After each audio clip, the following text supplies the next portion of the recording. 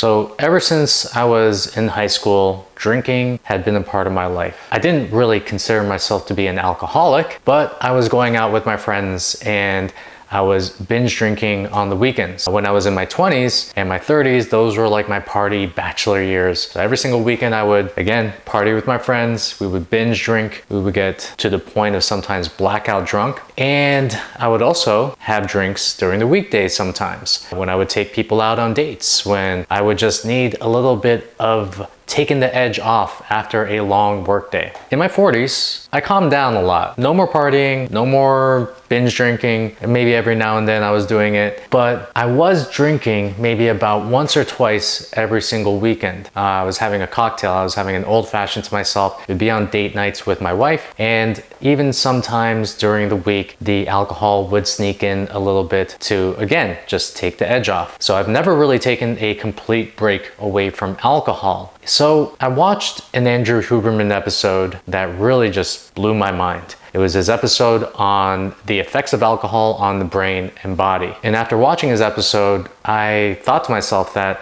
I've never really given myself a break away from this substance. I actually thought that it was healthy. People were telling me that it was actually healthy to be drinking alcohol at least a little bit on a regular basis. So along with some education and also with a lot of self-awareness and insight, I decided to just completely get away from alcohol it was going to be about 7 days, and now we are at 100 days today away from alcohol. In this video, I want to show you everything that I have learned from going through this process, all of my lessons, and what I intend to do next. So if you're down for that, stick around and let's get into it. So to give you some context, I want to tell you some history about myself when it comes to alcohol. Again, I never considered myself to be an alcoholic whatsoever, but there were some warning signs. When I would go out in my 20s and 30s and I would binge drink with my friends, there came the odd time here and there where I would just get blackout drunk. And then people would tell me what I did the next day and that I would have this horrible feeling, because there is something about not knowing what you did and being out of control that it just gives you this level of insecurity. And I was known as a party guy back then. I was known as a little bit of a party animal. I remember I would take trips over to Hong Kong with my friends. And if you saw some of the photos and the videos that we created as a result of those partying trips, yeah, I'm just gonna say that I'm still a little bit embarrassed to this day. But they say that you gotta cringe at yourself. That means you're growing, right? So in my 20s and 30s, I was using alcohol as a way to just put myself further into the social situation, to get away from this feeling of being uncomfortable with myself. I wanted to get rid of my inhibitions so I can truly be myself and just go all over and be the party animal. And that was something that I identified with back in my 20s and 30s.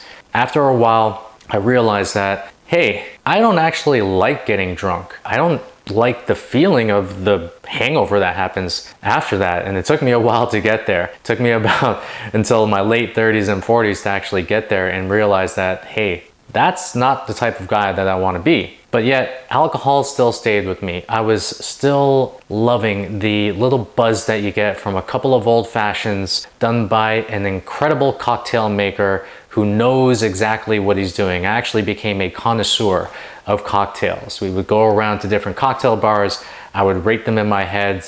I have my favorites that are already in my mind. The best one is Bar Butler in Hong Kong. But again, you don't need to know that. And I would just drink these old fashions as a way of enhancing the experience of drinking alcohol. And again, I loved the feeling of just being buzzed. But as I started to become a little bit more self-aware, I realized that sometimes when I would get drunk or when I would get buzzed, it would bring up these emotions inside of me. It would bring up these angry emotions. I would be a little bit more short with the way I reacted. The day afterwards, I wouldn't feel that great. So again, I would be just not so great to hang around. I would be a little bit angry. I'd be just a little bit just like, I wouldn't be a really just awesome person to hang around because I was lacking energy. I was feeling a little bit of hungover and I just wasn't feeling 100%. So that's when I came upon the Andrew Huberman episode, on alcohol. Watching that episode, I realized to myself that this is not necessarily something that I want to continue on, at least for the time period. I want to understand what life would be like away from drinking alcohol. So one of the biggest lessons that I've learned after these 100 days of doing this was I am way more in touch with what is going on inside of me, how I'm feeling, and also the way in which I react to how I'm feeling. During this time, you're gonna see my journal right here, which is littered with my daughter's stickers. For the past 100 days, I have journaled every single day. And previous to that, I was journaling on a very rare occasion. And the reason I journaled was because I wanted to log the experience of what getting off alcohol really did to me. And what I realized is that a lot of times I was using alcohol as a crutch. So when I would feel stress from a long workday, I would use alcohol just to forget about the stress, just to be in another world, so to speak, for the short term. But what I realized after that is, like, long-term wise, the stress is still there. It actually comes back even worse.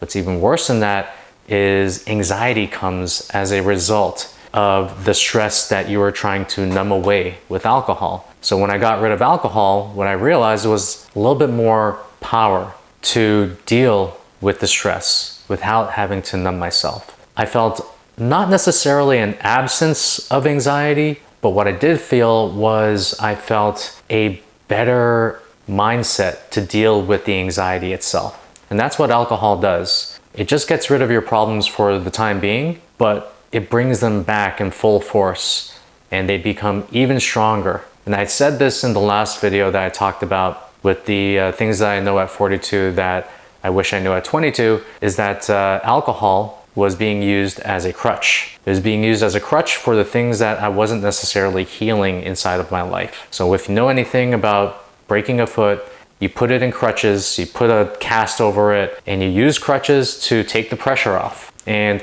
what happens is that the foot is going to heal. And once the foot heals, you want to be able to put pressure on that foot so you can allow it to not atrophy, you can allow it to strengthen, and you can bring it back to where it needed to be or where it was before. So with alcohol, when you use it as a crutch for these emotions that you're trying to get away from, what we are doing is we're actually making ourselves weaker. We're atrophying the ability to deal with these emotions in the first place. And that's one of the biggest lessons that I learned from alcohol, which is the idea that we use it to de-stress ourselves, to get away from anxiety, but all it does is it just brings it back even more. And the best way to deal with these things is with a sober mind. As a result of dealing with my stress and my anxiety in healthy ways, with journaling, with meditation, with exercise, what I realized is that I had much more clarity. My productivity went up, and we'll talk about energy in a second, but my energy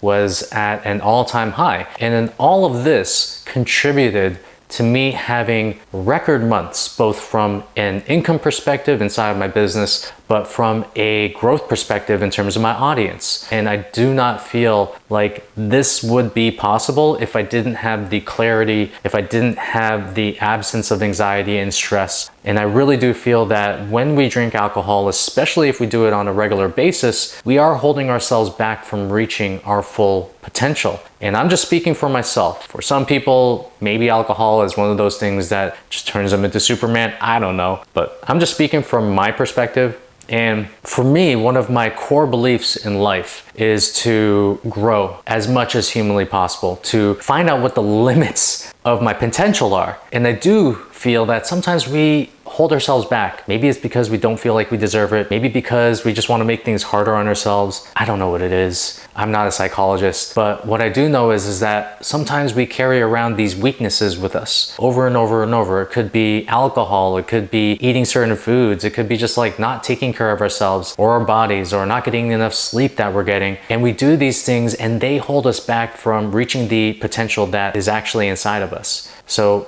that being said, I feel like drinking alcohol on a regular basis was holding me back from producing, from being as productive as I could have been, and also from just creating the things that was inside of me and opening myself up to that. So a lot of times people think that they need to drink alcohol to write a piece of content or whatever it is, or they need to drink alcohol in order to release their inhibitions. And just like I said in the previous point, maybe it does it for a very short period of time, but over the long term, it prevents you from achieving that level of productivity, of creativity that is dormant inside of you. The next lesson I learned from giving up alcohol was that you're giving up 2 to 4 days for a very short time period of being buzzed or drunk. One of the things that you realize as you get older, I know I'm not impervious to anything, is that as you get older, the alcohol just weighs on you a little bit longer than when you were younger. I remember when I was in my 20s, I would get drunk, I would have a hangover, and within maybe 24 hours, the next day after that, or 2 days after that, I'd be like ready to go in the gym, doing everything that I needed to do. When I was in my 40s, it lingers with you a little bit. It stays with you. And a lot of times people are just living this low energy life, and they are just trying to just drag their feet from one place to another, and they don't realize that drinking alcohol, it is what is causing that lack of energy. They deal with this low level of energy, or this level of energy that they think is just constant with them because of their age, when the reality is because of their habits that cause them to have low energy. So when you drink, you're not necessarily privy to the second order consequences that happen as a result. What I know is that it takes me about 2 to 4 days, depending on how much I drink, for me to get back to the level of energy that I know I can have. And that comes as a result for the fact that alcohol stays in you. I believe in the Andrew Huberman episode, he talks about how it stays in your brain for, I think it stays in your body for about 6 months, or it actually affects your brain for about 6 months. Anyways, I'm paraphrasing. Watch that video and get the real deal on what that actually means. So drinking alcohol is this choice that we make without thought.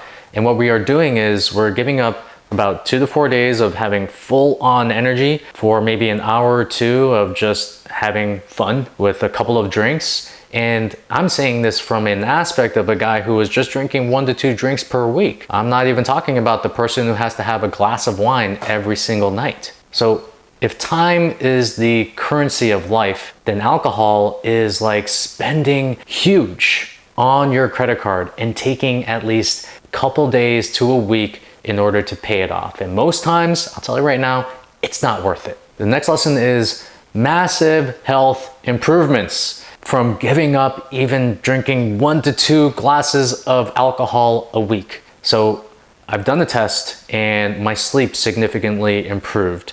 I have the readings from my Oura Ring, and across the board, it just raised by about 10%. My deep sleep got better, my REM sleep got better.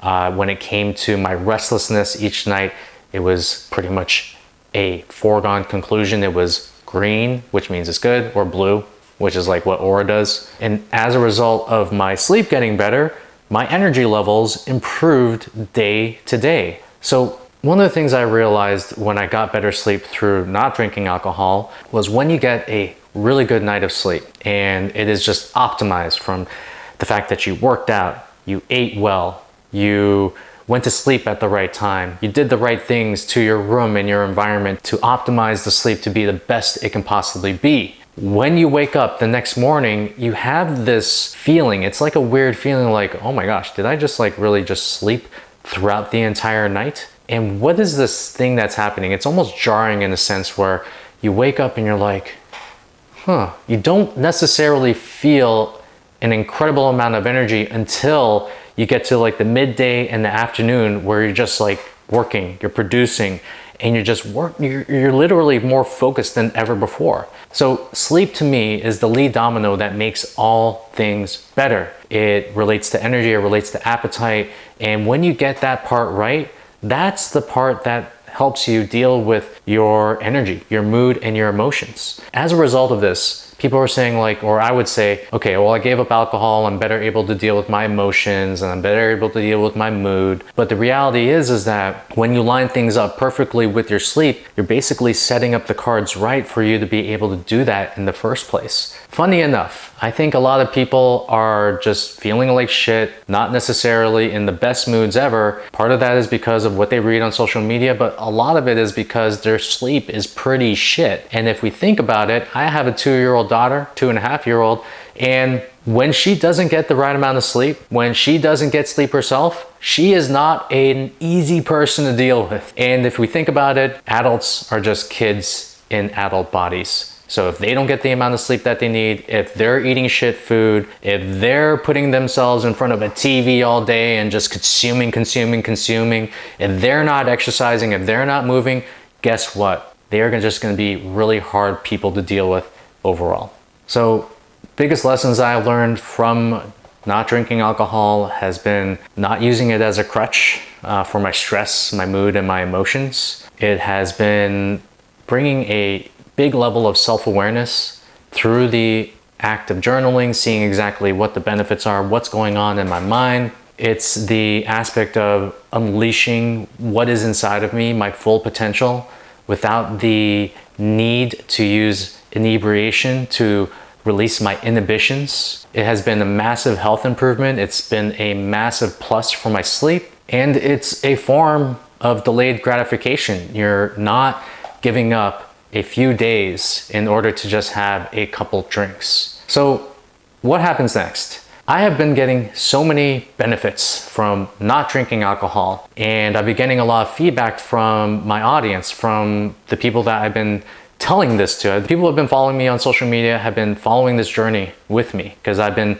just relaying what my experience has been. So I don't know what's next. And I'm just gonna be honest. I don't believe in total restriction. I believe in moderation and balance. And yet, on the other hand, I feel like alcohol is one of the most toxic things that you could ever put in your body that really has zero health benefits. Now, one thing I didn't mention previously is that there was the act of social lubrication. And some people would say we need to use it socially in order to release our inhibitions, in order to have better conversations with our friends or whatever it is.